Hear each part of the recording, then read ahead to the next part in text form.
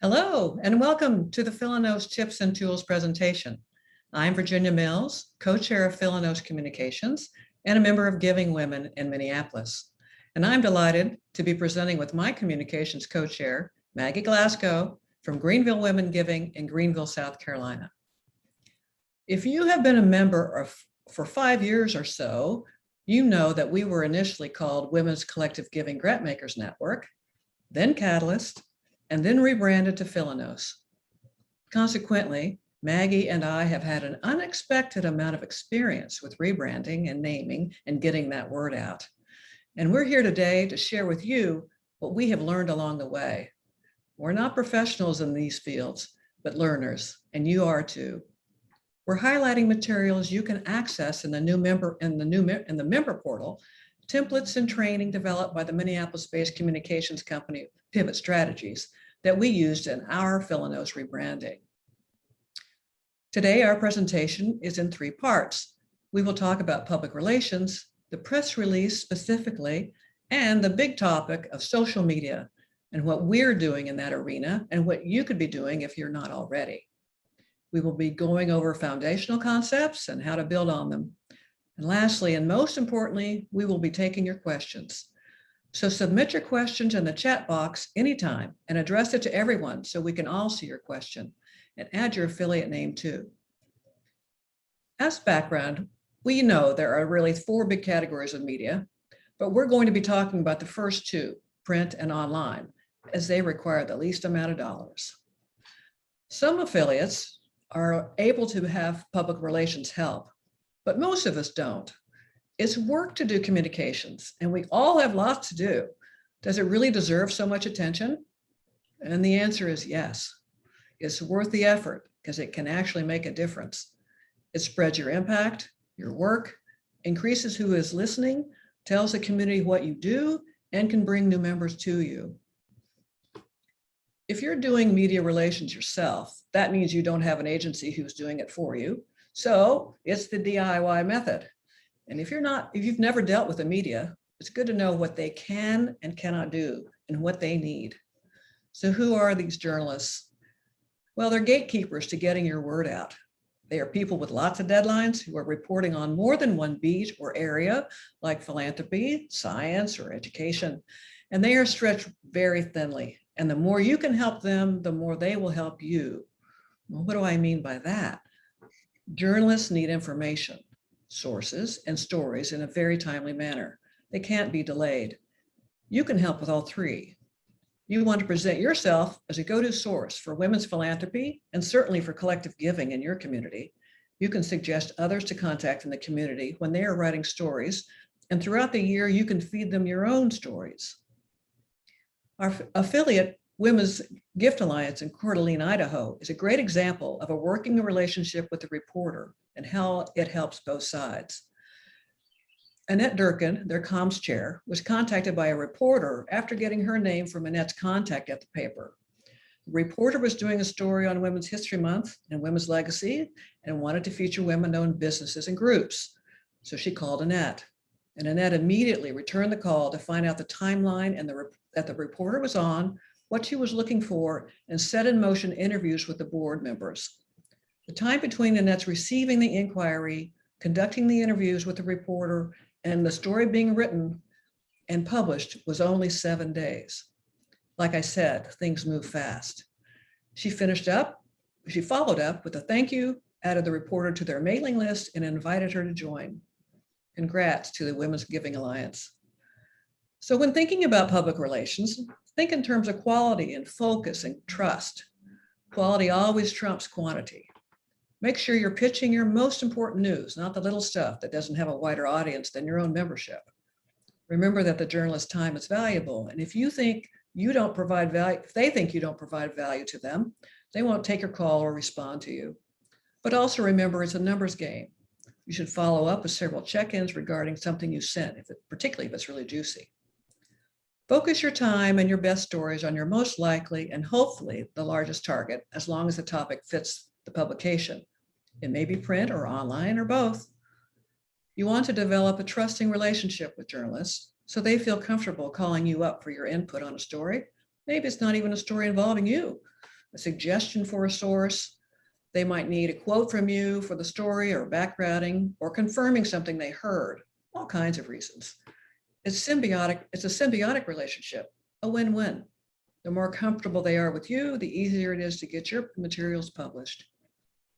So strive to develop a personal relationship with just a couple of reporters, longer term if possible. Minimally, when your communication job turns over, introduce your replacement to those journalists and make sure you have a list of all your media contacts to turn over to the new person so she isn't working from nothing. The act of selling your story is pitching your story to an individual, and because it's a direct contact, it is your best tool, not to be confused with the elevator pitch. Pitching your story to a journalist is intended to determine their level of interest in your story. It's highly targeted, meaning it is crafted to address their publication's interest as best you can, and it can include photos and videos and a call to action. Your story might be something you think they would be interested in, or it can relate to what you know they will be publishing throughout the year. You can find that out by looking at their published editorial calendar. Every month they will have general topics that they will highlight, and you can focus your efforts around their calendar. For instance, you can be ready with a story around Women's History Month, Thanksgiving, maybe it's a story on food insecurity or giving, etc. And again, it is a numbers game. Be sure to follow up with more information or check in with a reporter, especially if she doesn't commit to your story yet. The press release is your next best method for more time efficient, but it's not necessarily better. Send it to all your outlets and follow up for best results.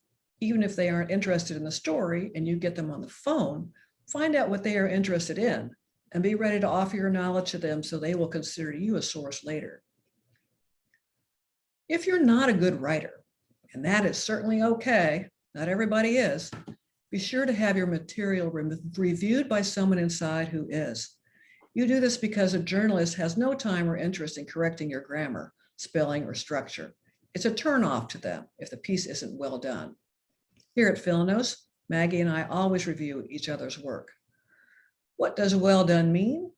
Well, it means clean and concise and no exaggerations. Don't say, for instance, it was amazing, that event, or the A&E committee, for example, because neither of those provide useful information to the reader because they're not familiar with what you're talking about. Get to the point quickly. Fewer words are better. Read your material out loud. You'll catch mistakes and hear what is unclear. Make the ask directly in terms of the call to action. It could be, come to this event, or interview our founder. And finally, write from the heart. That comes through in the tone of the piece. Again, use the writers in your organization if that's not you. High quality photos are really important. Hire a professional photographer when possible to cover your events and meetings. This expense is an investment in building your image bank, and you can use these quality photos for years. Fewer faces in the photo are better. Only use crowd shots if they support the story because you can't see the individuals, so it's not as visually interesting. Do you need or have photo releases for the subjects? Confirm how your organization is handling this. This is a legal issue, so pay attention to it. Sometimes, if you have a public event, attendance means the attendee agrees to being photographed, but you want to check on that. Here's an example of what happens if you try to enlarge a poor quality photo. On the left is fine. On the right, you can see it's grainy and therefore won't be used by the media outlet. However, you are safe to go down in size using a less than desirable photo as long as the image isn't too small to see. Captions are your responsibility. A caption is necessary for every photo and it won't be used by the publication without one. Don't describe the scene if you can help it. It's pretty clear what that is. Add something to it. Confirm that the facts and spellings are correct and identify people, quote, from left, not from left to right. You don't need the additional language. The interview. Hooray, you got one. Whether that's you or someone else in person or on the phone or on Zoom, the key is to practice. Practice and practice again on your family and friends. Role play until you are comfortable with your message, your elevator pitch, your giving circle description, the event details, whatever it is. You don't want to be reading from a script. Be present during that interview. If you're on the phone, don't be multitasking because that transmits through the phone. Listen carefully to the questions. And if you don't know the answer, that's okay. You can say that you'll get back to them with the information. And smile while you talk. It also transmits through the phone. Following the conversation, follow up minimally with a thank you. And you can add details and images, etc., to solidify your message and give you an opportunity to get back to them. In addition to an article written by a reporter, you can submit an op-ed, an opinion piece, or a guest column written by you or someone in your organization. These are used to share an opinion, an area of expertise, and your passion or enthusiasm for a topic. Here's a guest column published in an online publication in Philadelphia. It is also in our toolkit. It's penned by the founders of Impact 100 Philadelphia, Mary Broach and Beth Dolly. Mary was the actual author, though she got approval from Beth and the board prior to pitching it. She was looking to publish this in advance of the end of the membership season. So she looked around and realized this was the right vehicle. Mary had already established a relationship with the publication's editor, so she wrote her directly, pitched the story, and the editor agreed to run it. Again, her goal was to get publicity quickly, increase awareness of her group, encourage new membership, and to educate the public and potential grant applicants about Impact 100 Philly. That concludes the overview of print and online public relations efforts and why it's worth your time and effort. And now I'm passing it off to Maggie to talk about the details of the press release, the real workhorse for getting your message out. Maggie? Thank you, Virginia. A separate piece of the toolkit for you to download pertains to press releases. Virginia mentioned a press release as the second best way to get your news out, right after a good pitch to a willing reporter. I'm going to talk about how to write a good one and what elements you should have in your communications folder to be ready to write a new press release at a moment's notice. A press release is a formal notice that something important happened for your organization. Giving circles send them out when they announce annual grant winners, when they host a major live or virtual event, when they're announcing new leadership, or when anything extraordinary happens. Say you garner a national award or an outsized grant or a major donation to help you in your work. The rule of thumb is it should be newsworthy enough that your local press might bite. And don't forget about sending out media alerts as well. That's a heads up that an important event is going to occur on a scheduled date, and invite the press to attend. There's a template for an alert in the toolkit. But before you write a word, think, who's my audience? Well, for one, your local press, and especially any reporters you have a relationship with. Second, you know this is going up on your website in some fashion, probably prominently, so those who visit your website will see the news. Anything on your website should include keywords that you use for search engine optimization. Third, you should send it as an e-blast to your entire mailing list, which includes all your members, sponsors, nonprofit leaders, and others who are friendly to your work. These are your peeps, and they need to get your personal email. Also, please share it with us here at Philanos. We further share it either on our social media, in our newsletter, or on the website under affiliate news.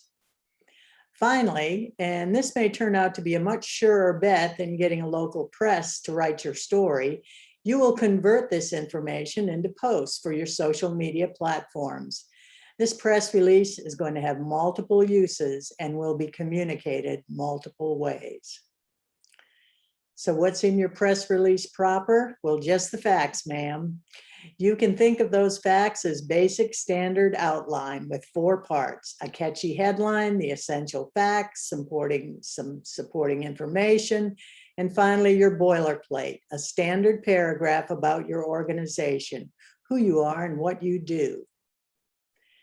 What exactly do you think of as supporting information? Well, it's always a good idea in this business to have testimonials. So get quotes and use them. If it's information from leadership, quote the person at the top. If it's about grants, get a quote from a recipient. It personalizes the release and it's a chance to tell a story. Fill in any relevant facts, statistics, or qualitative data to flesh out or back your story. You also need to brand it. This is about you, so make sure they know who is talking and use your logo, tagline, and any other branding you've got. The first thing the reader or the reporter wants to know about a press release is who is releasing the information, when's the official release date, who do we contact for more information, and what are they releasing? At the top of your press release, just under your logo, you will place your organization's name, your location, the release date, whether it's immediate or embargoed until a specific date, and who to contact for more information. This is especially important for things that go to the press because the top line information is critical to them. After all, this is a press release and you want a reporter to bite. And if they do bite and decide to do a story, they're going to want to contact someone who can help them now. Remember, they're busy people with lots of deadlines. You should also consider branding for credibility. This is an example of what I consider a great idea on branding, and it's from our affiliate Impact Oklahoma in Oklahoma City. The smart thing that they do here is listing their full board down the left-hand side of their letterhead. Each board member has their board position listed, but also their place of employment or type of work. You see company names reflecting large realtors, banks, medical and insurance companies, all well-known Oklahoma companies. This adds credibility to the release. It says that they are serious women, and this can end up getting further shared through the board's professional networks. As far as the headline, the rule book says headlines need to be short and catchy. Think of them as a tweet, and a really short tweet at that, maybe 34 to 40 characters. Definitely nothing over 140 characters. But you might have noticed that the headlines for both press releases that we just looked at were a little longer, not exactly short and concise. How does that happen? It primarily happens because, first of all, our groups tend to have longer names, and secondly, they're sending out more complicated messages. Women Give Money is short and concise, but it says nothing about who we are and what we do. One of the reasons you're doing press releases is to increase your brand recognition and your community reputation. Our Philanos headline began Leading Women's Giving Circle Network, a deliberate choice on our part. Why? Well, as Virginia said, we just rebranded 15 months ago. So when we're seeking attention at the national level, we have to be deft. Those first 5 words in our headline, Leading Women's Giving Circle Network, are the exact description you see when you search for us on Google. And this phrase is an SEO placement that was tied to our network's former name and now to our new name. So this 5-word phrase has been very important in moving the rebranded name up on Google searches. So in the end, we have a slightly longer headline, but for specific reasons related to us and our marketing position. Continuing with our Philanos press release as an example, here's the next 2 paragraphs. We lead with our name. We note that our 5 recently tapped board members come from our own affiliates, and we have Jenny Berg's quote.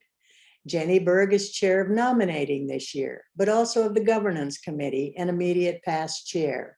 Her name has been closely linked to our board work for the past 6 years, adding recognition and credibility.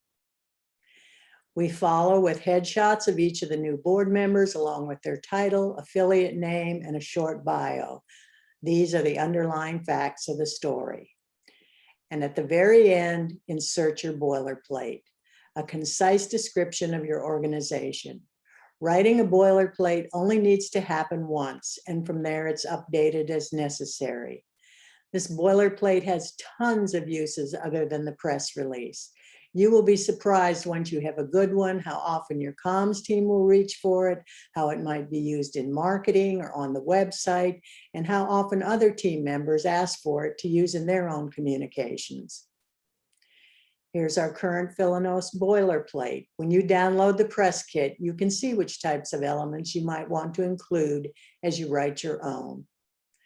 To bring this full circle and back to the mechanics, there are things you can do to make writing press releases and doing other public relations tasks much easier.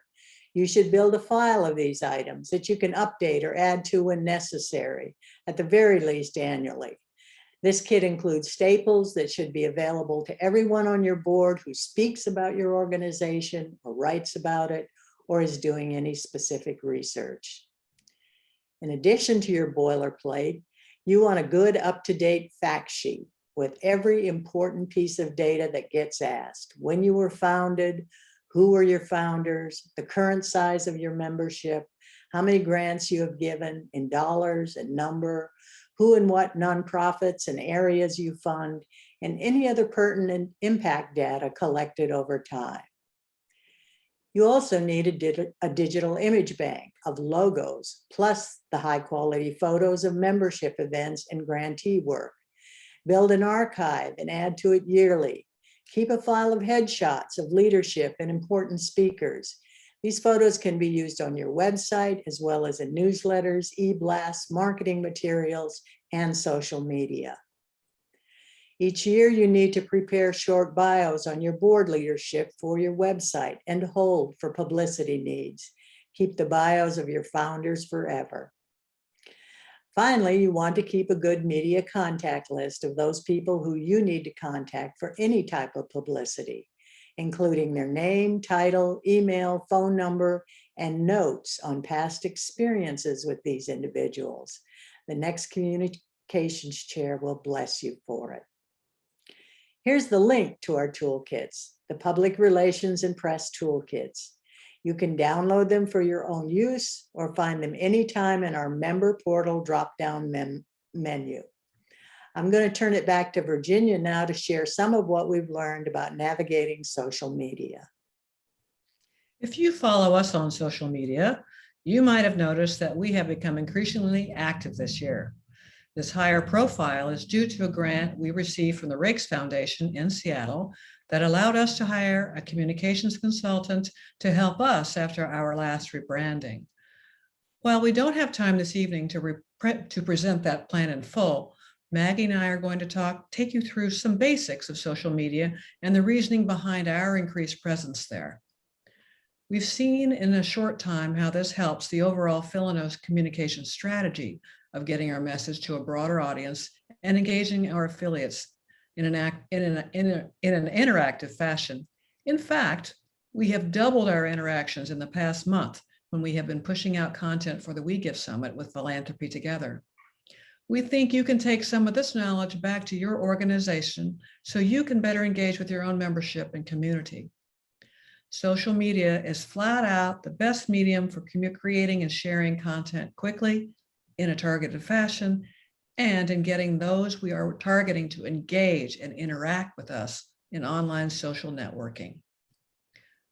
Through our work with our communications consultant, Pivot Strategies, and now with the help of an excellent content and graphic designer, Chloe, who we share with Philanthropy Together, we have learned that Philanos can use social media to attract new affiliates and partners, reinforce community within our network, get affiliates, donors, and other philanthropic leaders engaged with us online, and finally, expand general awareness of collective giving as an impactful means to a driving change. All these goodies are iced, just like a cake, when social media posts drive more traffic to our website. That's a summary for the why. I'd like to share some basic info on the who and what's involved. Like any endeavor, it often has its own lexicon, and social media is no different. Here are the basic terms that you do need to know. Platform, which is technology and the standards that allow people to interface with one another, and we are on 4 of those. Handle, that's the user unique account name by platform. For instance, we are at Philanos on Facebook. Hashtag, It's like a search function. It allows you to find content on a specific topic.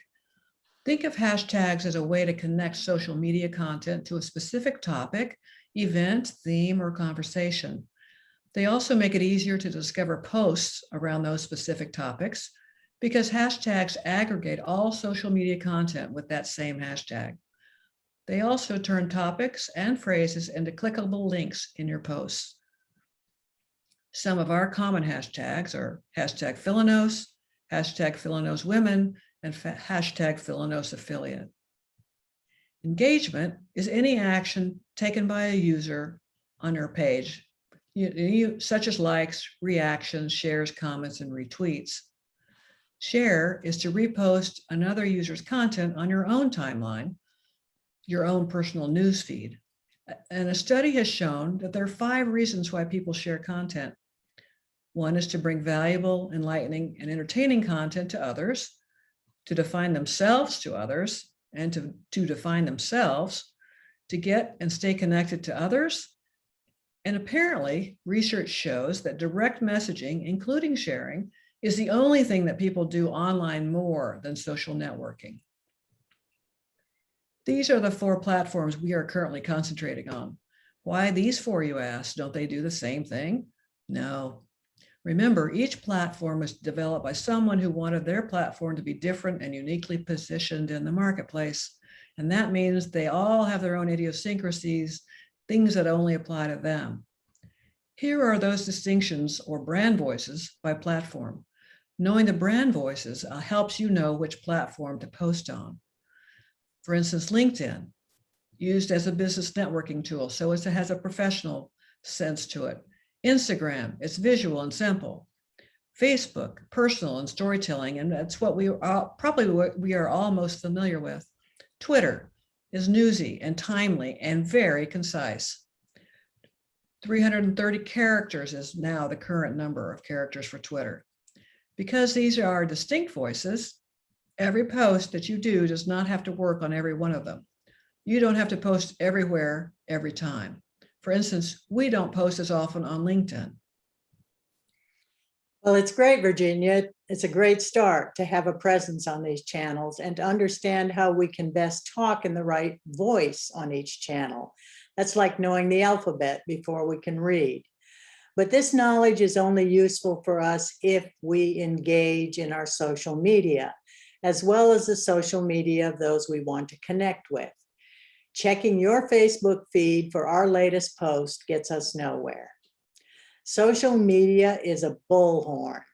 To make an impact with it, to have reach, we need all of us to engage with each other. We want to use it to be heard. The way we do that is to like, share, comment, or retweet our message, depending on the platform. If you at least hit the like button, or maybe even the love button, you send a positive message to the group or the person who posted it. If you go a step further and share it with your friends or other networks, you amplify that message. On Twitter, the way to share a message is to retweet the message, boosting the initial reach. You can also engage by commenting or adding your own point of view, and that's a little better than a like or a retweet in that you took time to say what inspired or informed you. No matter what reactions you take, remember that all reactions will be seen by the sender and by those you push it forward to. Since most of our social media traffic occurs on Facebook, let's take a look at an example of engagement on a Facebook post. The left image is a post on our Philanos Facebook page on March 11th. It involves a DEI initiative by our board, and specifically Sandy Cook, the Affiliate Engagement and Expansion Chair. Our post highlights that work and Sandy's blog post on our website. On the right is a post from March 11th as well, this one by our affiliate, Many Hands DC, on their Facebook page. Many Hands picked this up from our social media, shared our post on their timeline, and tagged all the other Philanos affiliates who were participating with them. In the process, they write their own comment at the top, which indicates they are proud to be a part of a pilot DEI initiative offered by Philanos. And if you would hover over the like button on the many hands post, Philanos and several of the other giving circles mentioned have reacted to this share and the tag. All this engagement makes our network and our web stronger, and we love it when you react to us and to each other. So go ahead and engage already. Most of you already have Facebook accounts, and many of you have personal Instagram and LinkedIn accounts as well. Some have Twitter, but pick a platform and stick your toe in. Search for and click on follow for your own giving circle if it's present on that channel. Please follow Philanos as well.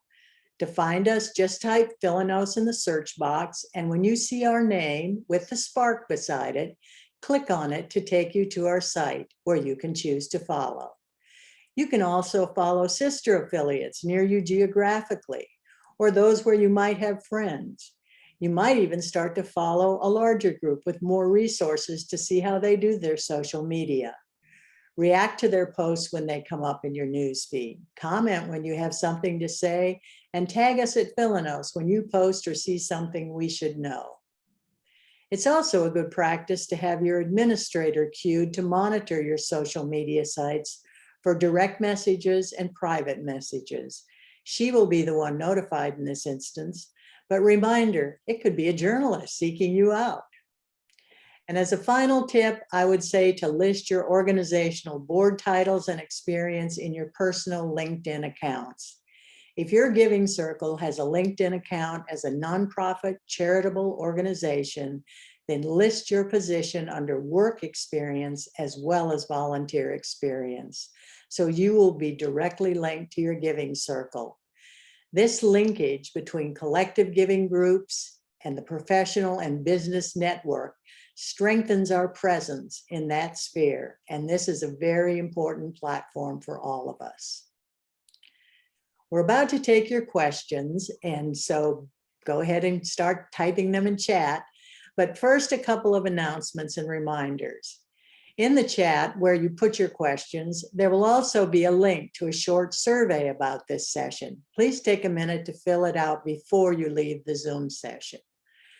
Virginia and I also want to let you know that next month, Philanos is going to start a new virtual program called Office Hours. Our beta session will be a follow-on to this program, a deeper dive into your questions about anything communications. It will be June 23rd at noon Eastern, and watch your email in June for an invitation. And last, we wouldn't be a comms team if we didn't drop this in.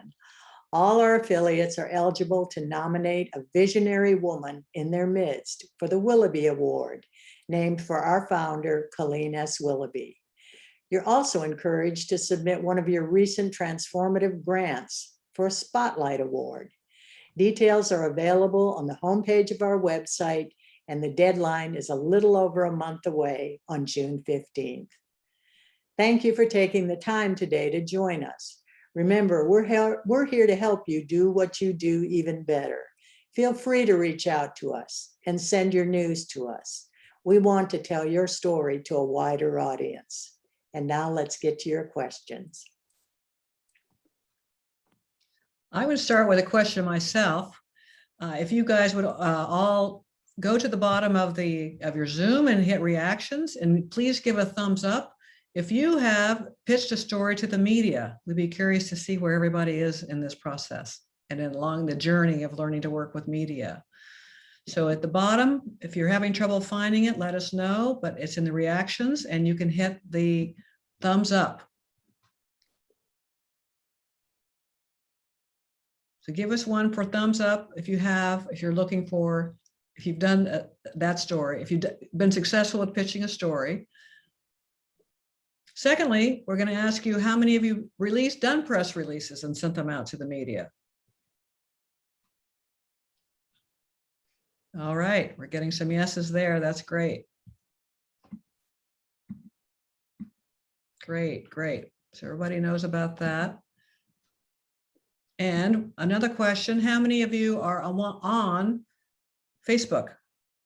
Thumbs up, please, so we'll know that.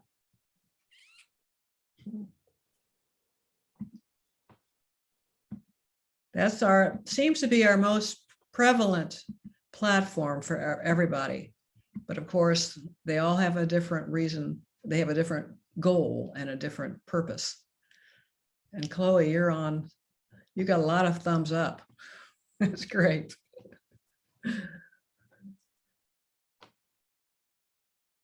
Who has more questions?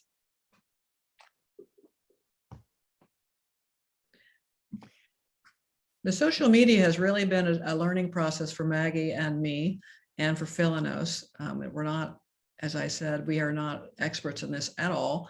Willing to learn though, and yes, make mistakes. So it's a learning process. So when Maggie mentioned you should put your toe in, don't be afraid of that. Otherwise we would never do anything. So feel free to put your toe in, see how it goes, and you can always change it later if you need to. I see we've got a couple hands up there. Nancy, if you want to, Nancy Angel Hurtado, if you want to unmute yourself and ask your question. Hi, good afternoon or good evening. Thank you for the wonderful information, and you put it very clearly in terms of how to be able to share some of this information with folks that are not very tech savvy. So thank you for that. My question is, some folks, especially millennials and a bit of the Gen Zs, don't necessarily use Facebook, but they will use Instagram, they will use LinkedIn.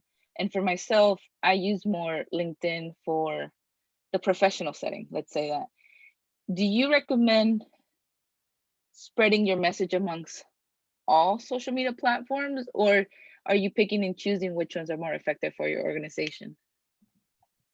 We are using all 4 of those platforms right now, and I'll have to say that's new to us, that we weren't savvy enough really to understand where we should be putting different messages, but we are putting different messages on different platforms.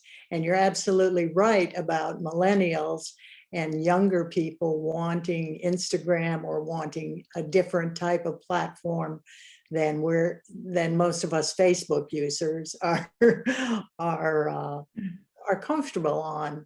But Chloe, who's I see listening in here, has been our expert, and she has been really good at teaching us which of our messages that we're trying to get out should be tailored to go just to LinkedIn. It's more of a professional message. It has something to do with education or something in that regard, or something that's more fun should go to Instagram. And stories can go many places.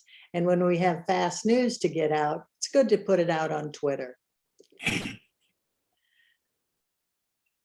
Go ahead, guys, Paula, with a question. There are a couple of questions in the chat for you. Can you hear Okay. me? Yes, Okay. Paula, go ahead. Hi, everybody. Nice to see you all here. One is, how do you get press attention when you're in a big city and can't break through the clutter of a million local stories? That's the perennial problem we all have, no matter where we are. I mean, I think you could try a couple of different things, and I welcome anybody else to put what you suggest in the chat as well. But if you can make any kind of personal connection, that's also always a good try. Do you have any hook that's kind of different, makes you special? Is there any event or issue or something that you can grab onto and attach your organization to that that they're interested in? Is another way of trying it. But it's just hard. It just is hard.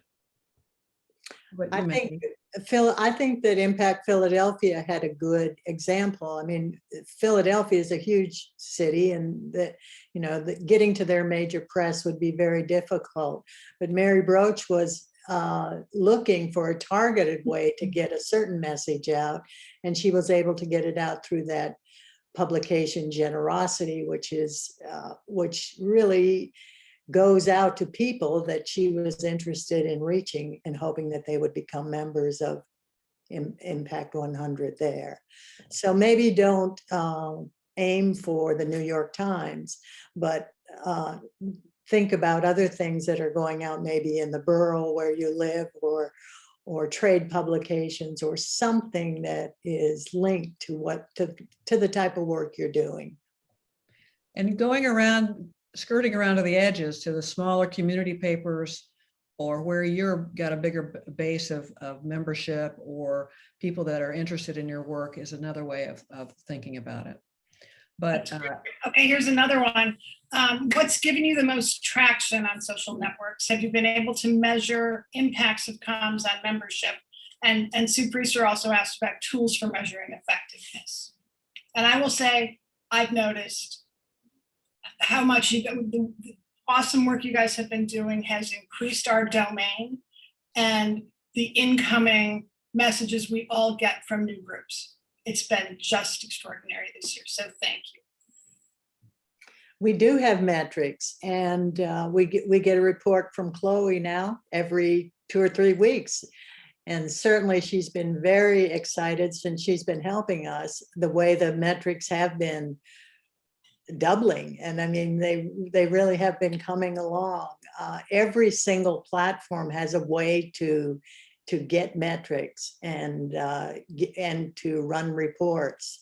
So those things are there, and any administrator you have that's taking care of your social media can just search around a little bit and figure out how to do that. And it's important to see that you're getting reactions and shares and tags and getting your message out. as Nancy says in the chat, it's similar to Google Analytics. So it is a way of confirming that for you, even though you have a sense of it, perhaps. But I will say one of the things that we have learned, that to get these results, it is a dedication to constantly feeding the beast of getting on again and again and again and again, and looking out a week ahead or whatever, and doing multiple posts. The more you feed it, the more results you get. But we realize we can only all do so much. Have you guys used any amount of budget to goose the posts? That's the wrong word, but to amplify them? Now we have. Because that's also reasonably inexpensive to do. Right. And of course, you can, if you have the money to do that, you might have the money to hire a PR firm, which is of course the best way, because they have people who specialize in certain categories and already have the connections to the organs that you want to reach. So that's great if you have it, or if you can get it, but we can't all do that.